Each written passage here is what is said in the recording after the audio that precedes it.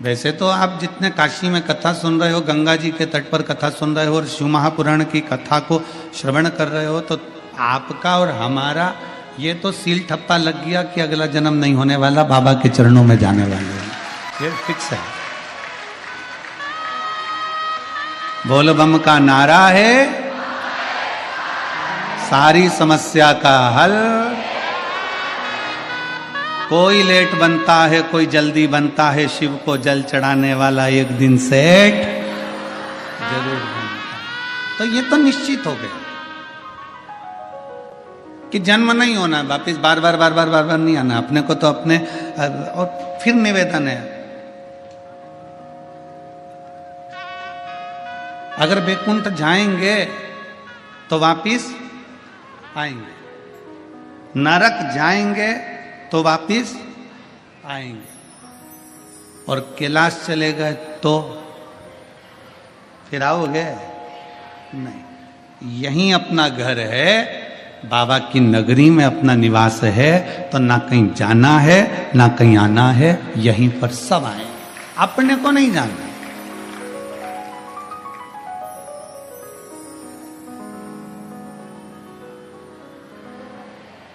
अभी हम रास्ते में आ रहे थे तो चित्रकूट महाराज जी के आशीर्वाद से रुके, और चित्रकूट में महाराज जी के आशीर्वाद से रामायणी कुटी में रुकना हुआ। वहाँ महाराज जी ने कहा, आपकी कथा काशी हो रही है बाबा जी के पावन गौशाला प्रांगण में। हमने कहा हाँ, पर दुनिया को लग रहा है कि हमारी ये पवित्र शिव महापुराण की कथा काशी हो रही है, पर कोई दिल से पूछे तो हम कहेंगे हमारी कथा हमारे बाप के घर में हो रही है। कोई दिल से पूछे ना तो आज बड़े आनंद के साथ में कथा का रसतत्व है। ये पिता का घर है काशी, जिसका केवल नाम उच्चारण मात्र कर दिया जाए, केवल वो कहते हैं ना, लोग डराते हैं तो दूसरे के नाम से डराते हैं। लोग कहते हैं लो फोन पे बात कर लो, हमारे काका जी की पहचान है, लो बात कर लो हमारे जीजा जी की पहचान है, लो बात कर लो हमारी इसकी पहचान है। शिव महापुराण की कथा कहती है, स्कंद पुराण कहती है, स्कंद पुराण का काशी खंड कहता है कि दुनिया के लोग भय दिखाएंगे, डराएंगे दूसरे के नाम से, पर अगर जीव नरक भी जा रहा है, बैकुंठ भी जा रहा है, और वहां चित्रगुप्त महाराज सामने खड़े होकर पूछेंगे कि तूने पुण्य कौन सा करा, तूने सत्कर्म कौन सा करा, तुम्हारे मुख से कुछ ना निकले, केवल काशी एक संबोधन ही निकल गया, तो चित्रगुप्त भी हाथ जोड़कर कह देंगे इसको कैलाश छोड़कर आए। ये साधारण भूमि नहीं है, ना जाने कितना तप, कितनी साधना, कितनी आराधना, पूरा ब्रह्मांड, पूरी सृष्टि जल में मग्न हो जाती है। सतयुग आता है, त्रेता आता है, द्वापर आता है, कलयुग आता है, नष्ट हो जाता है, चले जाता है, फिर वापिस सृष्टि रचना प्रारंभ होती है। कितनी बार सृष्टि पानी में डूब गई, कितनी बार सृष्टि जल में मग्न हो गई, कितनी बार सृष्टि समाप्त हो गई, पर पूरी भूमंडल पर केवल एक काशी ऐसी अजर और अमर है जो कभी समाप्त नहीं होती, वो हमेशा की हमेशा रहती है, वो कभी समाप्त नहीं होती, और बड़ी बड़ी पवित्र है, बड़ी पवित्र, बड़ी आनंद है। और इसकी पवित्रता का ध्यान आपको और हमको भी रखना है, इसकी पवित्रता का ध्यान आपको और हमको रखना है। काशी पवित्र है, उसकी पवित्रता आप और हमको बनाकर रखना है। गंगा जी का स्नान करने जाओ, मना नहीं है, पर याद रखना कोई गंदगी मत फैलाना। कथा श्रवण करने के लिए बैठे हो, कंकर कंकर में मेरा शंकर है, विश्वनाथ की धरा की एक एक कंकर में मेरा शंकर समाया हुआ है। कहीं ऐसी ऐसी जगह पर कोई गंदगी मत करना। रोज प्रतिदिन कथा सुनने के बाद शाम का समय मिल जाए तो जितना कचरा पड़ा हो उसको एकत्रित करना, कचरे की गाड़ी आएगी उसमें डालकर उसको पहुंचा देना। अपनी भूमि को अपने को स्वच्छ रखना है। कण कण में शंकर है। स्नान करने जाओ तो ध्यान रखो कि गंगा में हम स्नान कर रहे हैं, कोई बेकार वस्त्र वहां न पटक के आ जाए, कोई जूतल चप्पल हम वहां न पटक कर जाए, कोई चीज हम वहां न पटक कर जाए, इसका स्मरण रहे। काशी की पवित्रता का ध्यान आपको और हमको रखना है। हम बहुत कुछ नहीं कर सकते काशी में आकर,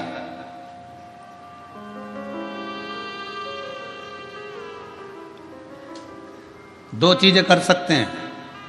एक, मेरे बाबा का दर्शन, दूसरा काशी में आकर थोड़ी सी सेवा।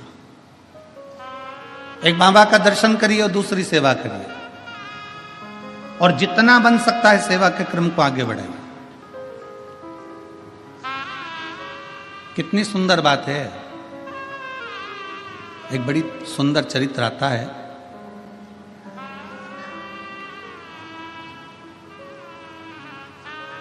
एक पुलोमा असुर है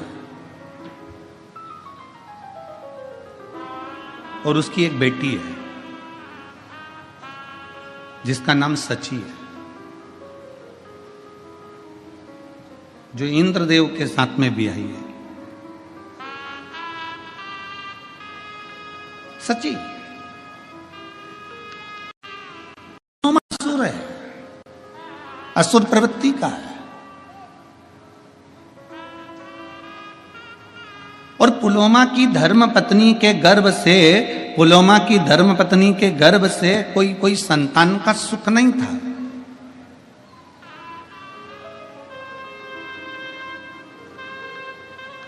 पुलोमा की धर्म पत्नी के गर्भ से कोई संतान नहीं थी, कोई औलाद नहीं थी। असुर है पुलोमा, असुर प्रवृत्ति का है पुलोमा, पर संतान का सुख नहीं था। अब उसको जब संतान की प्राप्ति नहीं हुई, बड़ा क्रोध में आ गया, बड़ा गुस्से में आ गया।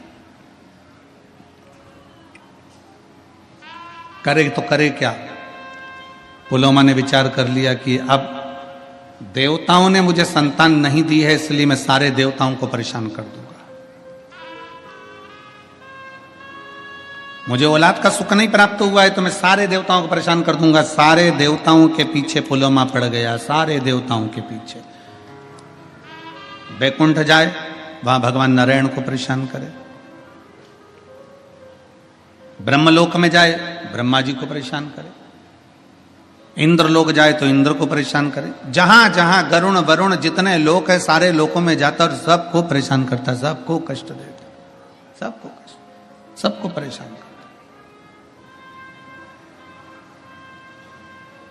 सब परेशान। एक दिन पुलोमा की पत्नी ने पुलोमा से कहा कि एक बात बताओ कि तुम रोज रोज चले जाते हो और हाहाकार मचा हुआ है, सारी दुनिया में तुम्हारा हाहाकार चल रहा है, कहीं तुम सबको परेशान कर रहे हो। अब की बार मैं चाहती हूं कि जब तुम किसी देवता को परेशान करने के लिए जाओ, कष्ट देने के लिए जाओ, तो उस समय मैं आपके साथ चलूंगा।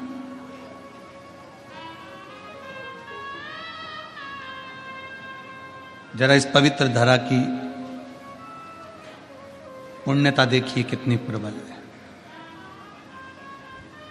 अभी आप अगर किसी असुर के रूप में किसी देवताओं को परेशान करने के लिए जा रहे हो तो मैं आपके साथ चलूंगी। पुलोमा की पत्नी पुलोमा के साथ में लग गई और पुलोमा के साथ में चल दी। पुलोमा जब चलते चलते चलते चलते ब्रह्मांड में भ्रमण करते करते करते करते गंगा जी के पवित्र तट पर, इस पावन धरा पर, काशी की भूमि पर से पुलोमा जब निकल कर जा रहा था तो उसकी धर्म पत्नी भी उसके साथ जा रही थी। आज धर्म पत्नी के मन में यह भाव उत्पन्न हुआ कि मैं अपने पति असुर पुलोमा के साथ जा रही हूं, तो मेरे देवताओं को यह परेशान करने जा रहे हैं और मैं देवताओं का दर्शन करने जा रही हूं, तो क्यों ना अपने चरण की पादुका को छोड़ दूं।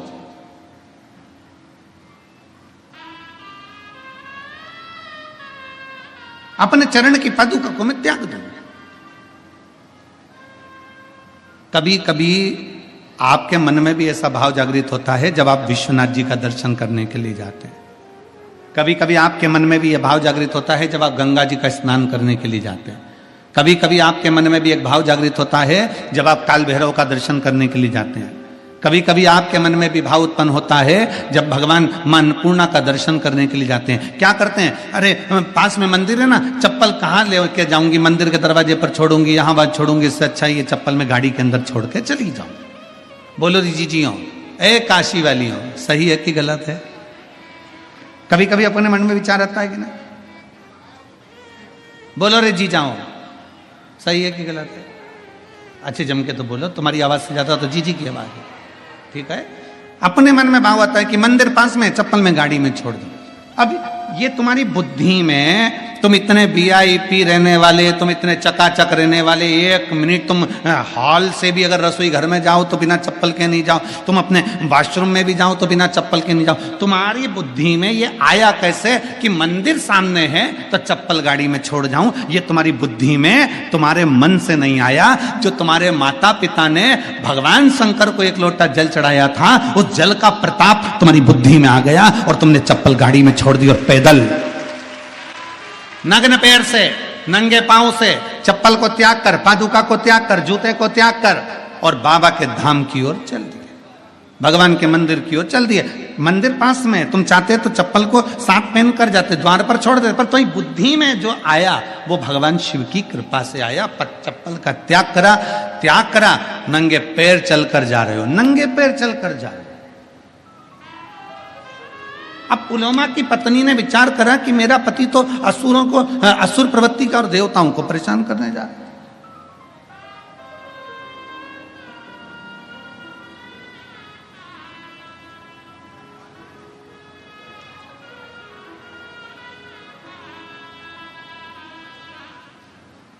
असुर जितने थे ना, इनकी जो धर्म पत्नियां थी ना, अपने पति का युद्ध देखना पसंद करती थी। रामचरितमानस में एक बड़ा सुंदर भाव आया। रामचरितमानस में रावण मर गया, मंदोदरी रो रही है। रावण मर गया, मंदोदरी रो रही है, खूब आंसू ढल ढल कर रो रही है। तो मेरे राघव जी के मन में आया, मेरे राम जी के मन में आया, जरा पता तो करूं कि मंदोदरी इतना क्यों रो रही है। राम जी तुरंत लखन लाल जी के साथ, हनुमंत लाल जी के साथ में मंदोदरी के पास पहुंच गए। मंदोदरी क्यों रो रही हो? तुम्हारा पति मर गया इसलिए रो रही हो? मंदोदरी बोली नहीं, कर्म की गति है, भोगना तो है।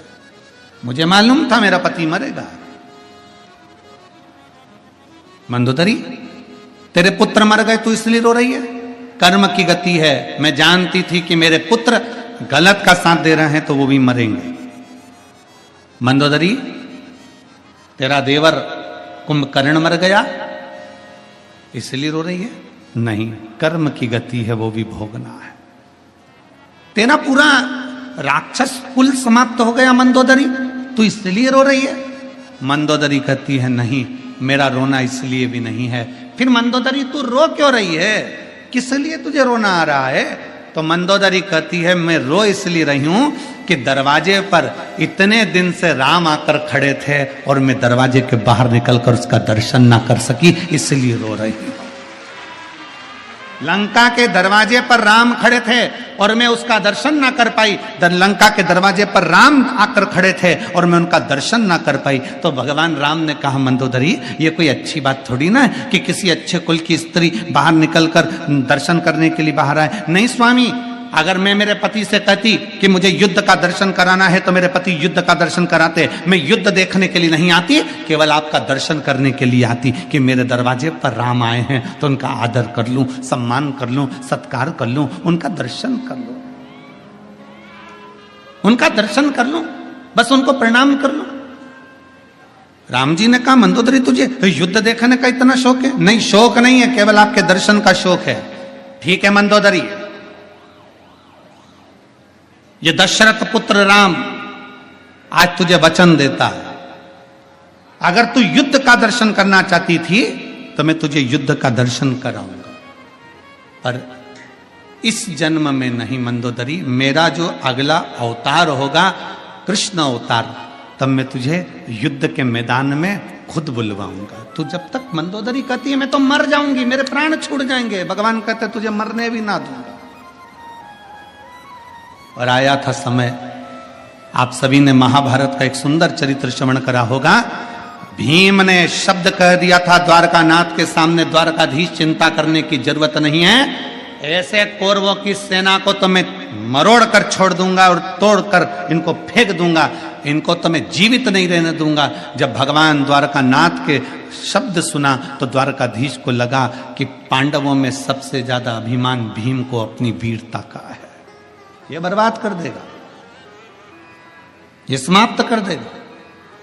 और भीम को इतना अहंकार आना है तो ये भीम कहीं ना कहीं समाप्ति की ओर लेकर जाएगा। इसलिए भगवान द्वारकानाथ ने कहा, भीम युद्ध मार्ग में लड़ना, तुम्हें अपनी वीरता का अहंकार है, हम जानते हैं। तुम जाओ, एक काम करो, लंका जाना, वहां से मंदोदरी को लेकर आओ। मंदोदरी को लेकर आना और कहना कि मुझे युद्ध के मैदान में युद्ध का दर्शन कराने के लिए द्वारकानाथ ने बुलाया है। मंदोदरी कौन?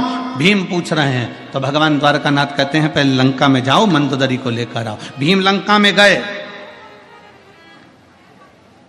भीम ने जाकर लंका में प्रणाम किया और पूछा कि मंदोदरी कहां रहती है। बूढ़ी सी मंदोदरी अपने कक्ष में बैठी हुई थी। भीम ने जाकर प्रणाम कर कर कहा, मंदोदरी हो? हाँ, चलिए, कौरव और पांडवों का युद्ध होने वाला है, उसका दर्शन करने के लिए द्वारकानाथ ने बुलाया है। मंदोदरी की आंख से आंसू बह गए। द्वारिकाधीश, मेरे राम जी का अवतार हो गया, प्रणाम करती हूं मेरे द्वारकानाथ को। द्वारकानाथ? किसका युद्ध है? मेरे द्वारकाधीश युद्ध लड़ रहे हैं। भीम कहते हैं, द्वारकानाथ युद्ध नहीं लड़ रहे, मेरे जैसे शूरवीरों का युद्ध है।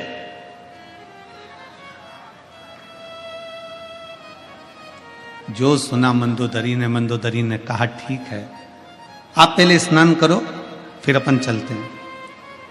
भीम स्नान करने के लिए गए, भोजन करने के लिए। मंदोदरी ने कहा कि तुम स्नान कर आओ, भोजन की तैयारी है, फिर अपन चलते हैं। भीम स्नान करने के लिए लंका के पीछे गए, तालाब में कूदे। कूदने पर भीम को तालाब में से निकलने में 3 दिन लग गए। जो भीम समुद्र की थाप आकर एक क्षण में बाहर आ जाता था, वो भीम को तालाब में से निकलने में 3 दिन लग गए। 3 दिन बाद भीम जब निकलकर मंदोदरी के पास आए, मंदोदरी ने पूछा, भीम कहाँ रह गए थे? तुम इतनी देर में आ रहे हो, कहाँ रह गए? इतना समय लग गया तुमको? भीम कहते हैं, मंदोदरी से मां समझ में नहीं आता, मैं समुद्र में कूदता था, था पाकर 1 सेकंड में बाहर आ जाता था। समुद्र में जाता था तो उसका छोर पाकर 1 सेकंड में आ जाता था। पर आज लंका में ना जाने ऐसा कौन सा तालाब है जिसमें मैं कूदा तो कूदने में मुझे 3 दिन में बाहर निकल कर आया हूं। मंदोदरी ने पूछा, गए कहां थे नहाने? भीम कहते हैं, लंका के पीछे। मंदोदरी कहती है, वो तालाब नहीं था, मेरा देवर कुंभकर्ण मर गया था, उसके सिर की हड्डी पड़ी थी, उसमें पानी भरा गया था, उसमें नहाने में तुझे 3 दिन लग गए। मेरे देवर कुंभकर्ण के सिर की हड्डी में नहाने में तुझे 3 दिन लग गए। भीम, जिस देवर के सिर की हड्डी में स्नान करने में तुझे 3 दिन लग जाते हैं, सोच कि मेरा देवर वीर कितना होगा। और तू कहता है कि तेरे जैसे शूरवीरों का युद्ध देखने जाऊं? मंदोदरी ने हाथ जोड़कर द्वारकाधीश को प्रणाम किया और नमन कर कर अपने प्राणों को त्याग दिया। गई नहीं।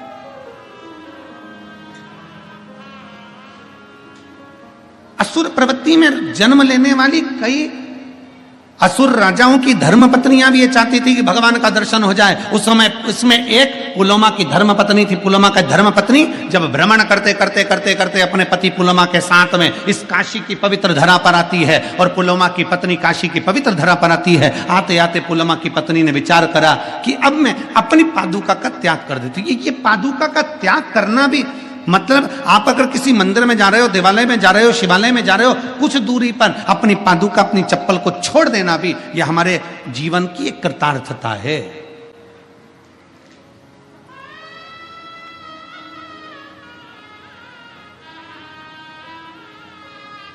यह हमारा पुण्य कहीं प्रबल हुआ होता है, हमारे पुण्य की प्रबलता है,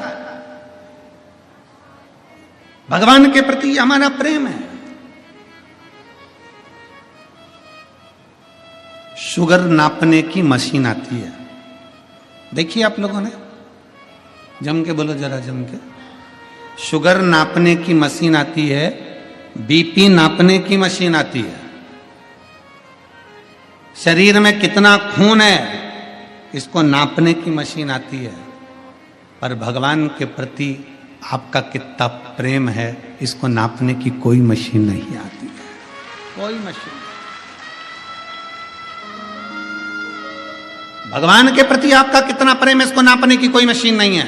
शुगर नापने की मशीन होगी, बीपी नापने की मशीन होगी, खून में कितनी, आपके शरीर में कितना खून है उसको नापने की मशीन होगी, आपकी दृष्टि कितनी लंबी कितनी छोटी है उसको नापने की मशीन होगी, श्रवण शक्ति कैसी है उसको नापने की मशीन होगी, पर आपके दिल में परमात्मा के प्रति कितना प्रेम है इसको नापने की कोई मशीन नहीं होती। इसको नापने की तो केवल एक मशीन होती है कि जब कहीं तुम्हें भगवान देव अधिदेव महादेव का दर्शन हो जाए, किसी पेड़ के नीचे कोई शिवलिंग का दर्शन हो जाए, गाड़ी से जा रहे थे एकांत में एकांतेश्वर महादेव का दर्शन हो जाए, चलते चलते किसी मंदिर के शिखर का दर्शन हो जाए, और दिल से तुम अगर हाथ जोड़ो ना जोड़ो पर दिल से तुम्हारे नेत्र भी अगर नीचे हो जाए, सिर झुक जाए, समझ लेना कि तुम्हारा प्रेम परमात्मा से प्रबल है। ये समझ लो कि तुम्हारा प्रेम परमात्मा से प्रबल है, भगवान से प्रबल है। हम कहते हैं 7 दिन की शिव पुराण में भगवान शंकर का एक ना एक दिन दर्शन होता है। विश्वनाथ की धरा पर कथा सुनने वालों कान खोल कर सुन लेना, यहां रोज दर्शन होगा। रोज बाबा आएगा, नाव पार कर कर आएगा, उधर से इधर आएगा और आकर तुम्हारे भीतर आकर तुम्हारे बीच में आकर जाएगा, वहां से यहां आएगा।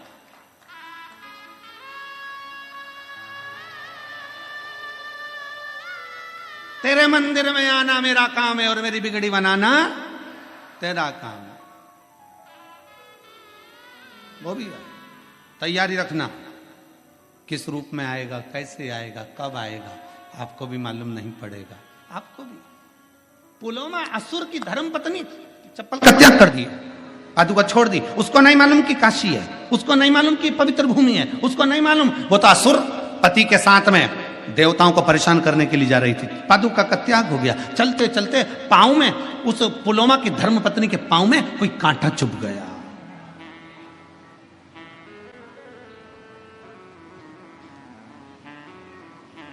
पुलोमा की धर्म पत्नी के पांव में कांटा चुभ गया। उसको ज्ञात नहीं है कि यह काशी है। काशी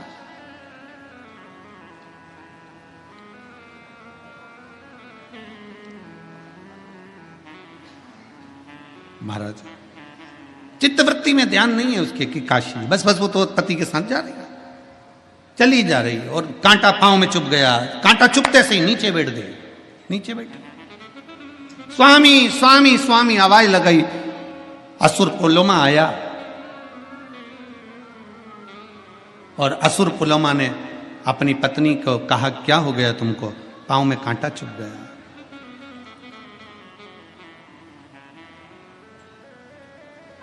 पति ने कांटा निकलवाया, पत्नी का पांव का कांटा निकल कर फेंका।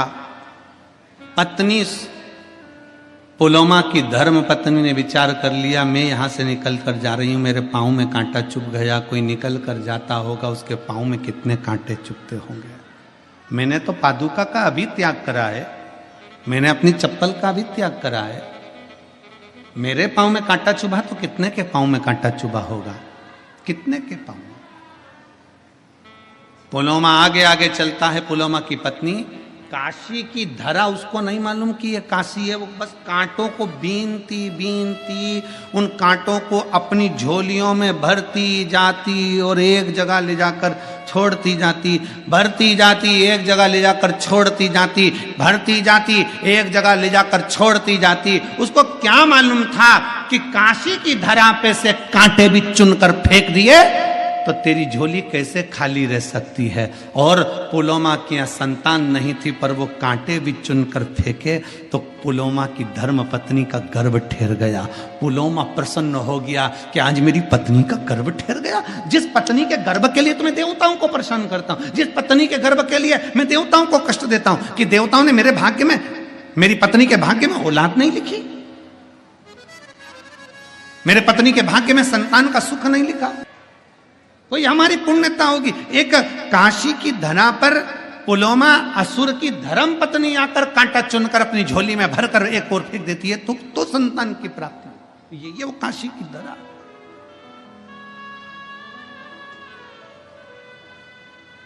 ये वो काशी की पुण्य भूमि है।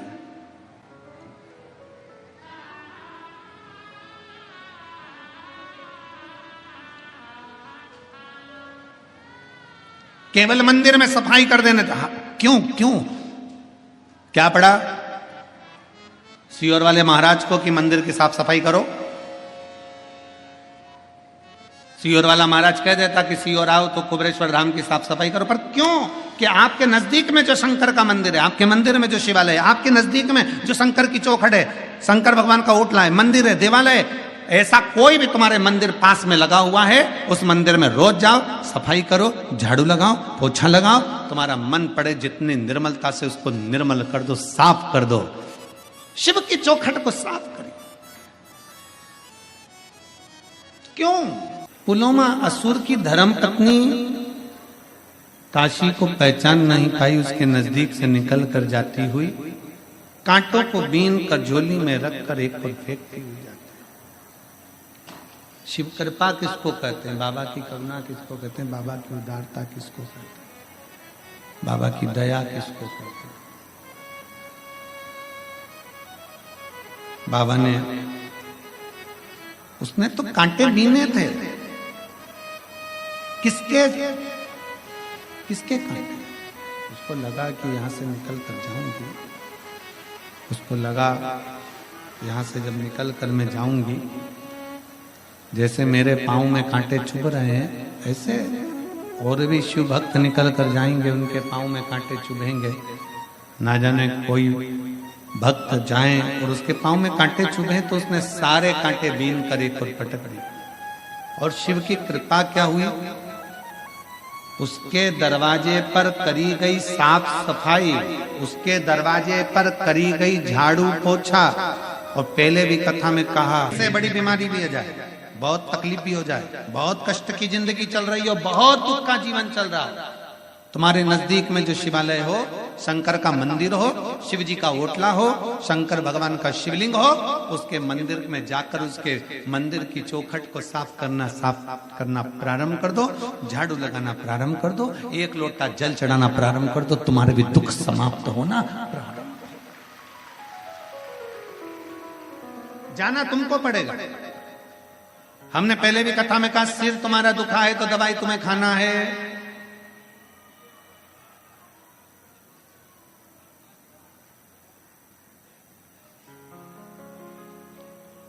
बुखार उतारने की गोली आती है, बीपी उतारने की गोली आती है, शुगर उतारने की गोली आती है, पर अहंकार को उतारने की गोली नहीं आती।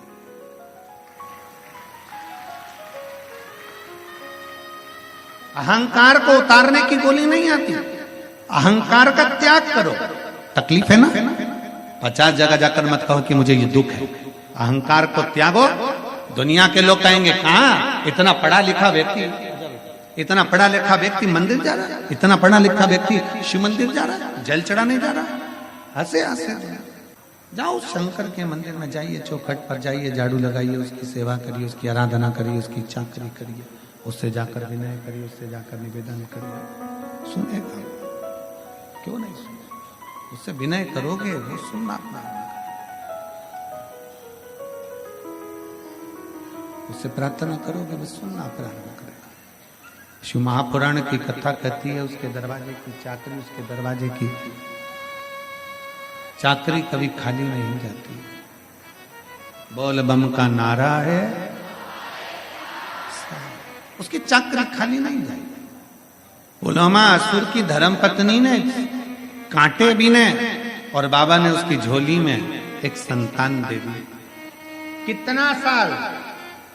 पुलोमा असुर की धर्म पत्नी जब 62 वर्ष की हो गई, तब तक भी उसके घर में औलाद नहीं थी। 62 वर्ष।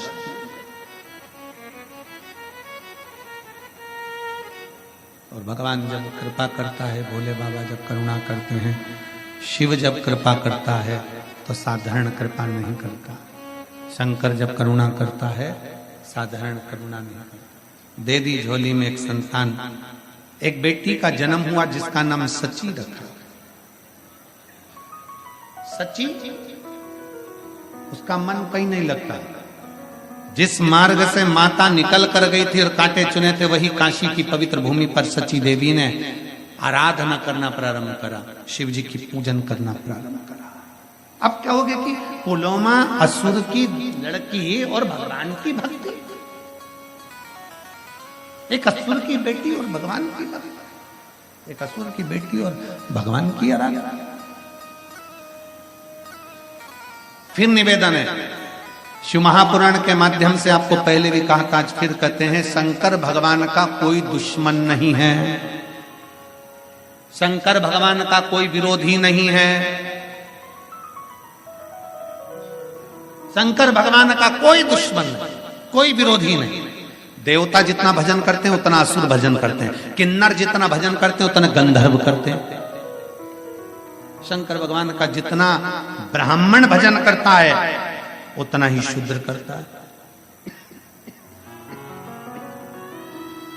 शंकर भगवान का जितना वैश्य भजन करता है उतना क्षत्रिय भजन करता है। शिव का कोई दुश्मन नहीं है, शंकर का कोई दुश्मन नहीं, शंकर भगवान का कोई द्रोही नहीं है, शिव का कोई दुश्मन। और रहो संसार सागर में, संसार सागर में रहिए। शिव महापुराण की कथा कहती है, अनाज में से कंकर और जीवन में से संकट। जम के बोलो क्या क्या, आवाज आना चाहिए यहां तक। अनाज में से कंकर और जीवन में से संकट कोई दूसरा नहीं निकाल सकता, अपने को खुद को निकालना है,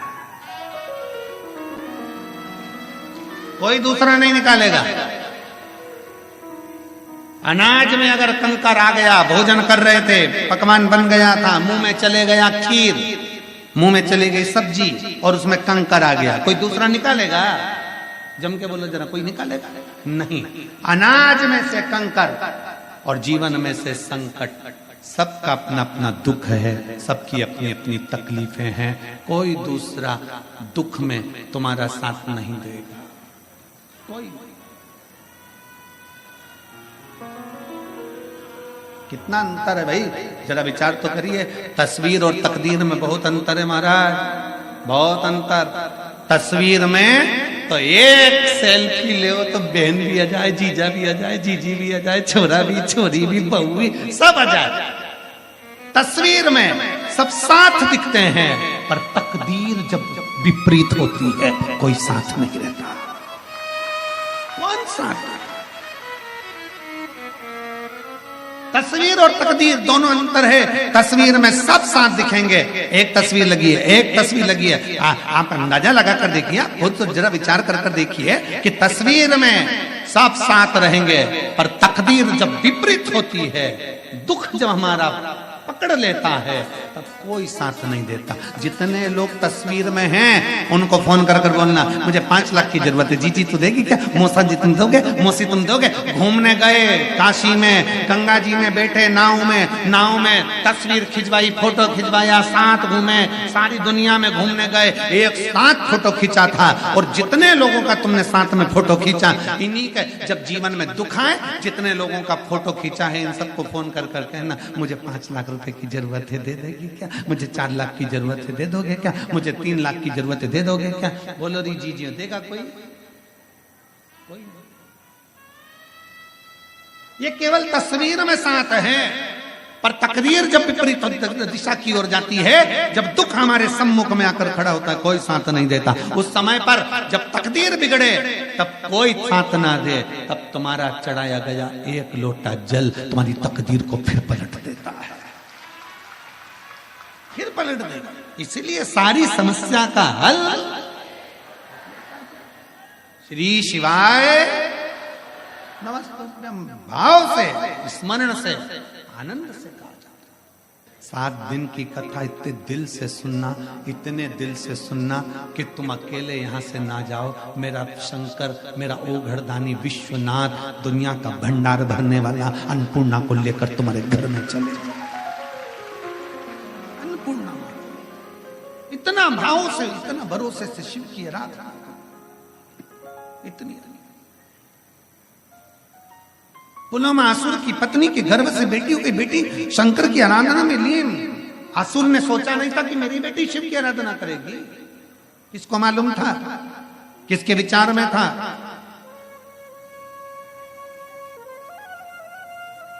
कोई दुख, संसार के लोग कभी तुम्हारा दुख नहीं हरने वाले, संसार के लोग कभी तुम्हारा दुख नहीं हरेंगे, कोई तुम्हारी तकलीफ को नहीं काटेगा। दुख हरने वाला तो केवल देवाधिदेव महादेव है। राम जी के ऊपर दुख आया, भगवान कृष्ण के ऊपर दुख आया, कौन आया?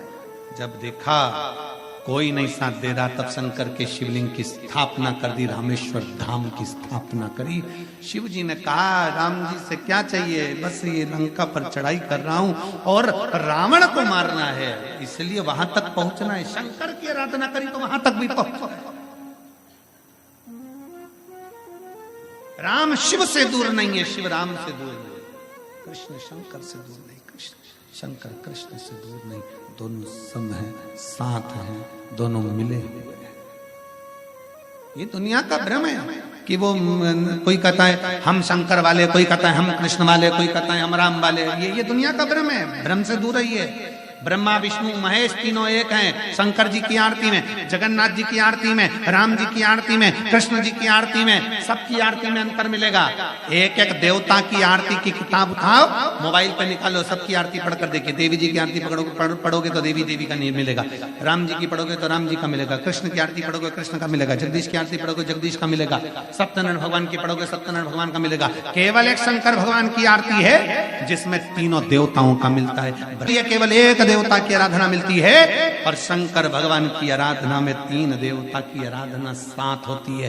केवल तीन देवता की नहीं, शिव महापुराण में, स्कंद पुराण में, लिंग पुराण में, नर्मदा पुराण में, ब्रह्म वैवर्त पुराण में, कूर्म पुराण में, नारद पुराण में, अग्नि पुराण में, सारी पुराणों को उठाकर देखिए, उस सारी पुराणों में लिखा है शंकर भगवान को यदि हम एक लोटा जल चढ़ाते हैं तो केवल वो जल शंकर अकेले को नहीं मिलता, 33 कोटि देवताओं को भी प्राप्त हो जाता है। केवल एक लोटा जल।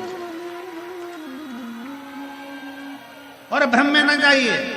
कई माताएं मंदिर में जाती हैं जल चढ़ाने के लिए, गलती कर जाती है। कई माताएं मंदिर में गई जल चढ़ाने, लोटा भर के एक लोटा जल, ये यहाँ शास्त्र कह रहा है सारी समस्या का हल एक लोटा जल। अब तुमने एक लोटा जल पूरा शंकर जी को कहां चढ़ाया? ईमानदारी से बोलो, कितनी कितनी विचार की बातें, जरा विचार करना। तुम्हारा तुम कह रही हो मेरा भोलेनाथ सुन नहीं रहा, मेरा भोलेनाथ सुन नहीं रहा, मेरा भोलेनाथ सुन नहीं रहा, क्योंकि तुम लोटे में से भी तो जल चुरा कर दूसरे को चढ़ा दिया। एक लोटे जल में से वही शंकर जी को चढ़ा दिया, उसी लोटे का पानी थोड़ा सा बचा के गणेश जी को चढ़ा दिया, उसी में थोड़ा बचा के पार्वती जी को चढ़ा दिया, उसमें थोड़ा बचा के कार्तिकेय जी को चढ़ा दिया। अब यहाँ बात चल रही है सारी समस्या का हल एक लोटा जल। अब तुमने उसी लोटा का पानी थोड़ा सा हर हर महादेव शंभो काशी विश्वनाथ गणेश जी को हर हर महादेव, पार्वती जी को, फिर इधर कार्तिकेय जी को चढ़ा, फिर उसमें से बचा के थोड़ा सा नंदी को भी चढ़ा दो। लोटा एक देवता। शिव महापुराण की कथा कहती है शंकर को जल चढ़ाने जाना, गणेश जी महाराज को अलग से जल चढ़ाने की जरूरत नहीं है, पार्वती जी को अलग से जल चढ़ाने की जरूरत नहीं है, नंदी को अलग से जल चढ़ाने की जरूरत नहीं है, शरणानंद कार्तिकेय को अलग से जल चढ़ाने की जरूरत नहीं है। आपको पहले भी कथा में कहा था, आज फिर बताते हैं।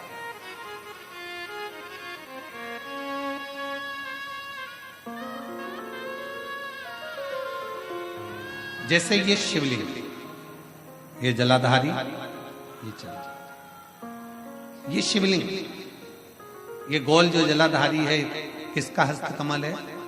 जम के बोलो, पार्वती। जहां से जल बहता है उसके राइट हैंड में गणेश, लेफ्ट में कार्तिक, बीच में अशोक।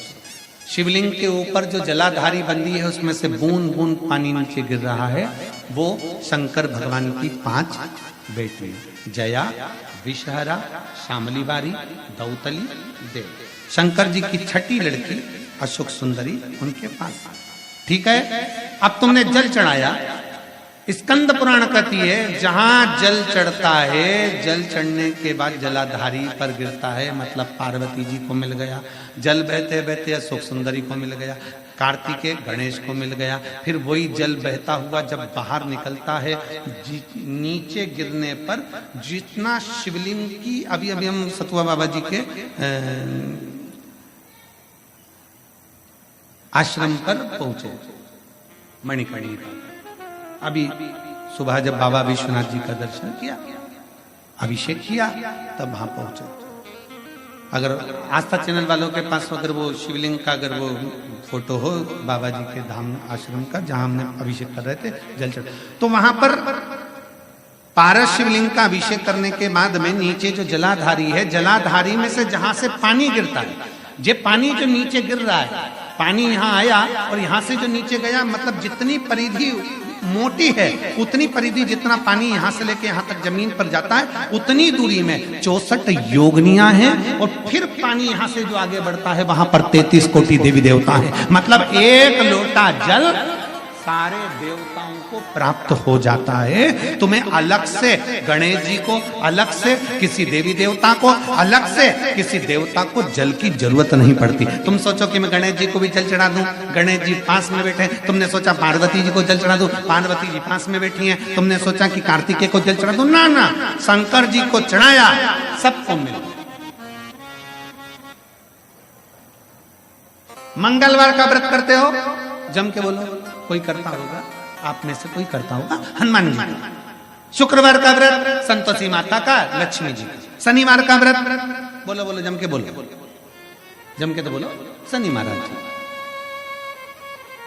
गुरुवार का व्रत बृहस्पति महाराज।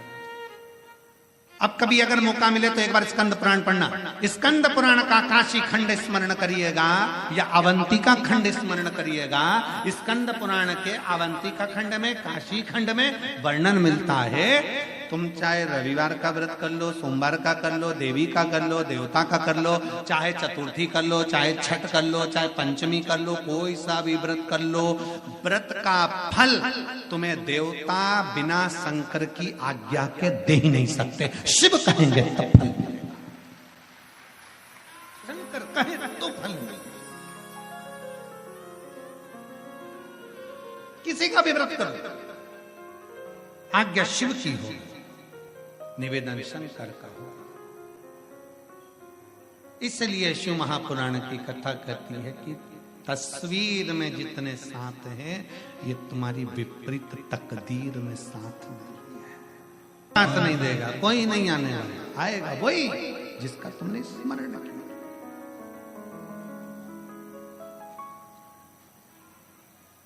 स्वयं को लड़ना है, स्वयं को आगे बढ़ना है, स्वयं के लिए अग्रणी हो जाना।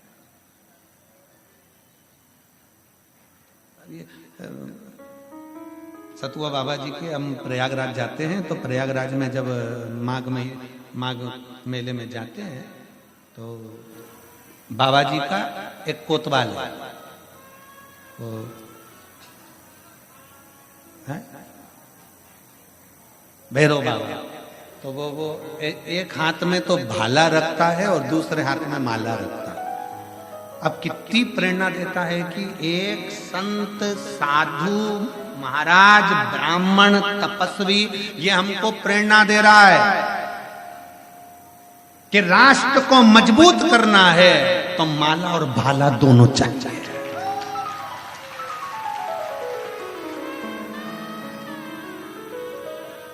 उनको देखकर प्रसन्नता होती है। संत प्रेरणा दे रहे हैं कि माला और भाला की जरूरत है, समय आने पर माला की जरूरत है राष्ट्र के लिए, और वक्त पड़ने पर भाले की जरूरत है राष्ट्र की रक्षा के लिए। माला और भाला दोनों साथ देता है, और दोनों का क्रम है अपना अपना, दोनों का क्रम।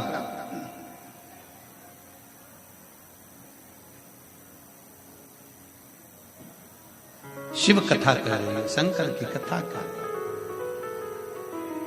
बेटी ने जन्म ले लिया, सच्ची बेटी शंकर की आराधना में लग गई। इसी काशी की पवित्र भूमि पर, इसी काशी की दना पर भगवान शिव की आराधना कर, शंकर की आराधना लगी। भगवान शिव की आराधना में, शंकर की आराधना में ऐसी डूबी उसको सुध नहीं पाई।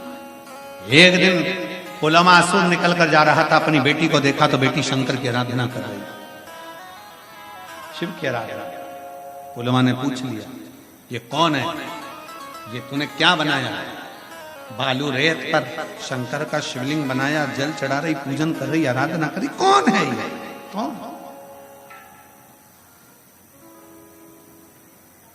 कौन है ये? सची देवी के मुख से कोई शब्द नहीं निकला। सची के मुख से कोई शब्द, कोई शब्द। पूछा, तेरा भाग्य बनाने वाला तो मैं हूं, तू मेरी बेटी, तू मेरी पुत्री है, तेरा भाग्य बनाने वाला मैं हूं। सची देवी ने अपने मुख से कह दिया, पिताजी जन्म देने वाले आप हैं, जन्म देने वाली मां है, पर भाग्य पलटने वाला तो केवल एक है, और वो देव अधिदेव महा। कैसे पलटेगा? कब? सच्ची देवी के मन में भाव जागृत हो गया, शंकर की आराधना में लग गई, शिव आराधना में, भगवान शिव की आराधना में जो डूबी, शंकर की आराधना में।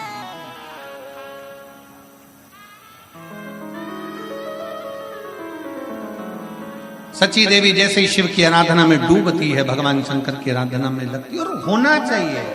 सची देवी शिव का स्मरण, क्या फल मिला है सची देवी शिव आराधना का? भगवान शंकर ने ऐसी कृपा कर दी, भाग्य लिखने वाला पुलोमा पिता कह रहा है, तेरा भाग्य ऐसा लिखूंगा कि तू दुख भोगेगी, क्योंकि तू मुझे नहीं भज रही,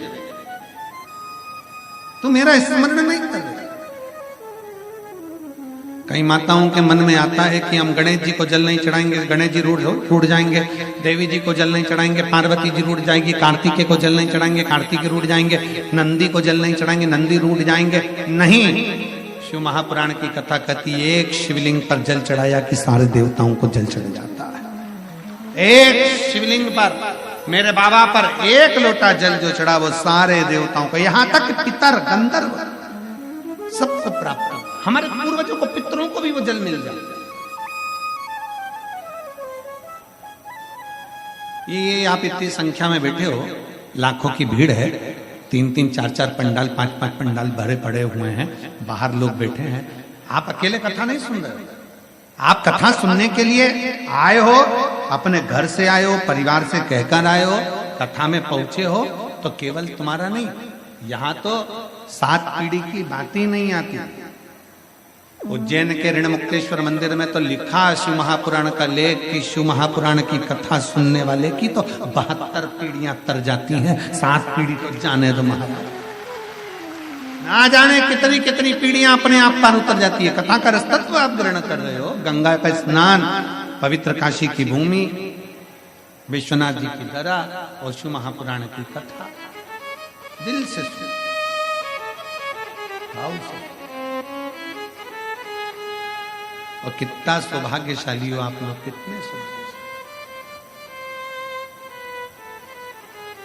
कोई बिस्कुट लाकर बांट रहा है, कोई पानी पिला रहा है, कोई ये समिति का, विठले सेवा समिति का और बाबा जी का ये पवित्र कथा हो रही है, तो कोई भंडारे में चावल दे जा रहा है, कोई शक्कर दे जा रहा है, कोई आटा दे जा रहा है।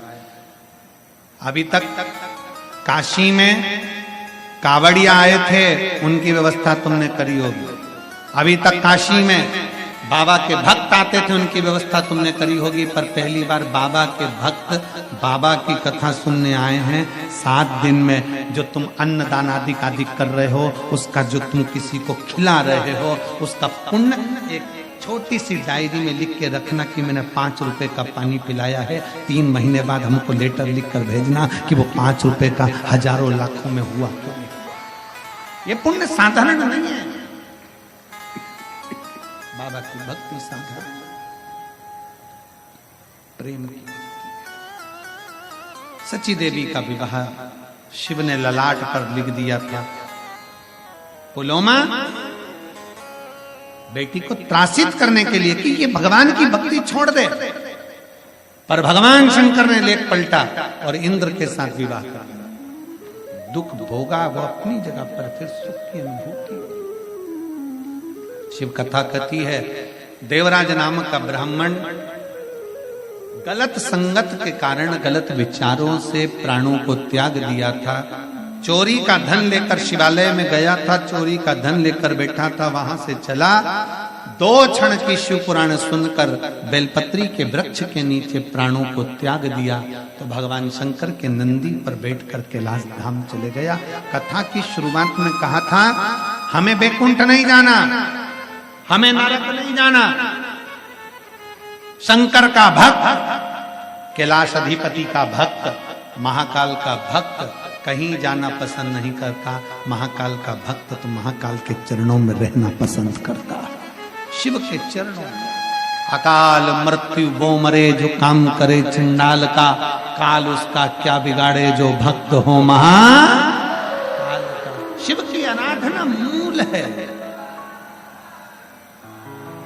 शिव की देवराज शिव के धाम चले गए। बिंदुक नाम का ब्राह्मण जिसकी धर्म पत्नी का नाम चंचुला था, बिंदुक प्रेत योनि में पड़कर बिंदुक पानी में डूबकर मर गया, प्रेत योनि में पड़ गया। उसकी मुक्ति कहां और कैसे हो, क्या कैसे? तब चंचुला देवी भ्रमण करती करती इसी काशी की पवित्र भूमि पर, उसका चित्त नहीं था, चंचुला का मन नहीं था। चंचुला कभी भगवान के मंदिर नहीं गई थी, चंचुला कभी भगवान की भक्ति नहीं करी थी, चंचुला कभी स्मरण नहीं करी थी, चंचुला कभी नाम जाप में डूबी नहीं थी, कभी स्मरण में डूबी नहीं थी। पर चंचुला का मन भगवान की भक्ति में नहीं था। शिव की कृपा हो गई और चंचुला काशी पहुंच गई। काशी में कहीं भगवान शंकर की कथा चल रही थी जिसका शब्द उसके कानों में पड़ गया। कई शिव भक्त ऐसे भी हैं संसार में, पवित्र भूमि पर रहते हैं, काशी में रहते हैं, उज्जैनी में रहते हैं, सोमेश्वर में रहते हैं, नागेश्वर में रहते हैं, पर कई ऐसे हैं जो आज तक जिन्होंने शिव महापुराण की कथा ही नहीं सुनी। कई कई ऐसे भी हैं। पर धन्य है काशी की भूमि जहां बैठकर आप सब शिव महापुराण की कथा का लाभ ले रहे हैं। धन्य है आप सब। चंचुला देवी आई, 2 क्षण की शिव पुराण कानों में गई, गंगा का स्नान कर कर जा रही थी, पांव फिसल गया, प्राण छूट गए चंचुला के। मां पार्वती जी की सखी बन गई, मौन होकर चुप होकर रहने लगी। पूछा माता पार्वती जी ने कि तेरे चेहरे पर प्रसन्नता नहीं है, तुम मौन होकर रहती है, चुप रहती है, क्या बात है, क्या हुआ तुझको? कहा मेरा पति प्रेत योनि में पड़ा हुआ है, उसकी मुक्ति नहीं हुई, मेरे पति का मोक्ष नहीं हुआ, मेरे पति की मुक्ति नहीं हुई। पार्वती जी ने कहा कि तू एक काम कर, शिव महापुराण की कथा करवा, सुन, कथा करवा और कथा सुन। ठीक है, किससे करवाऊं? नारद जी के एक मित्र हैं तुमरुका जी, उनसे। तुमरुका जी ने कथा करना प्रारंभ करी, पर यजमान कौन बने? तो ईश्वर जी और गोरा जी। जितने यजमान काशी की इस पवित्र भूमि पर आपने यजमान पद ग्रहण करा है, आप साधारण नहीं हो। ईश्वर जी, गोरा जी, शंकर और पार्वती का एक स्वरूप हो। ईश्वर जी गोरा जी बनकर विराजमान हुए। कथा प्रारंभ होती है। भगवान शिव देवादिदेव महादेव के परम भक्त तुमरुका जी कथा कहते हैं। ये तुमरुका जी साधारण नहीं है। जिस नारी का गर्भ ना ठहरता हो, 25-25, 30-30 साल हो जाए, अगर वो तुमरुकेश्वर महादेव का नाम लेकर सफेद आंकड़े की जड़ को रजो धर्म के 7वें दिन शंकर भगवान पर से 21 बार भ्रमण कराकर घुमाकर नंदी के पास खड़े होकर कमर पर लाल धागे में अगर बांधती है नारी, तुमरुकेश्वर महादेव का नाम लेकर स्मरण करती है, तो बाबा संतान जरूर देता है। इसमें कई पत्र, एक माँ ने लिखा मेरे घर में 11 साल तक औलाद नहीं हुई। लिखा है पत्र में वर्णन है, 11 वर्ष तक संतान का नहीं हुआ।